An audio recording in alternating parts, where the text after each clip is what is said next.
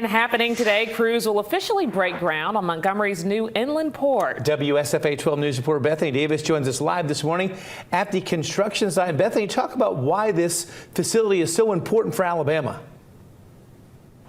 Okay, so let me just tell you a little bit about where we are. That explains a little bit of the importance. What will be known as the Montgomery Intermodal Container Transfer Facility is located right off of Interstate 65. That location is critical because this is going to serve as a connector between the Port of Mobile and then the rest of the state. So I'm going to introduce you to a couple of people. This is John Driscoll, who's the director of the Alabama Port Authority, and Anna Buckaloo is the president and CEO of the Montgomery Area Chamber of Commerce. This is an important facility right here. It's going to be very important to shipping goods from the Port of Mobile out to the rest of the state. Talk a little bit about what will be moving through here and why this is so important. Yeah, so this facility is very important. The way we view this, it's really an extension of the deepwater seaport in Mobile. So this is going to be for containers, intermodal containers they call it. That's where the 20-foot or 40-foot containers that you see on the highway. And the other good point is that it's going to take a lot of these containers off of the interstate system and put it on the steel rails, right? So it's going to be a rail movement from the deepwater seaport to this facility here to service probably about a 100-mile radius or more. And the main commodities that you'll see is obviously we're very close to Hyundai facility that's here. So it's going to be intermodal movements of their products that come from Korea predominantly through our gateway into their facilities here. Export is a very important market as well. So export is really the forest products and plastics in Burkeville, Tennessee, right up the road here.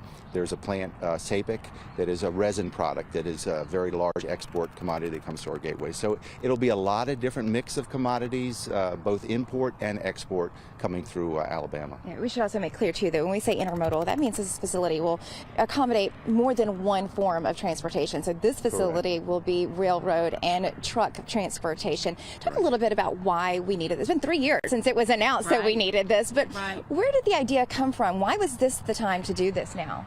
So it's really about bringing partners around the table to meet the needs of industry and then grow the economy. We really first started looking at it as how do we drive future growth, that intentional approach to economic development, and that's what the Chamber does every day. So this partnership, John Driscoll being here this morning to speak for the port, it couldn't happen without that partnership. And we have from the federal delegation, our governor, you name it, the city, the county, the mayor, it takes a lot of people.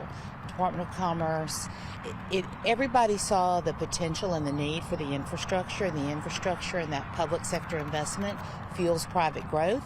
Right now, you've got a direct impact of $3 billion that has formed around this facility. And then another, it's really $8 billion if you tie in some of the expansions of Hyundai. And those decisions that these companies make, they knew this facility was coming, and that helped them in that final decision-making process. So it very much is going to be a game changer for us in terms of economic growth. We'll talk a little bit more about that later this morning, because this is not important just to the shipping of the goods, but this is going to be a really impactful facility for business in central Alabama and really around the state. So these guys will stick around. We'll talk a little bit more about what this means for the future of business in this area and surrounding areas later this morning. All right, Bethany, thank you. And there's a groundbreaking ceremony at 9 o'clock this morning. WSFA 12 News will carry that live on air and online on WSFA.com.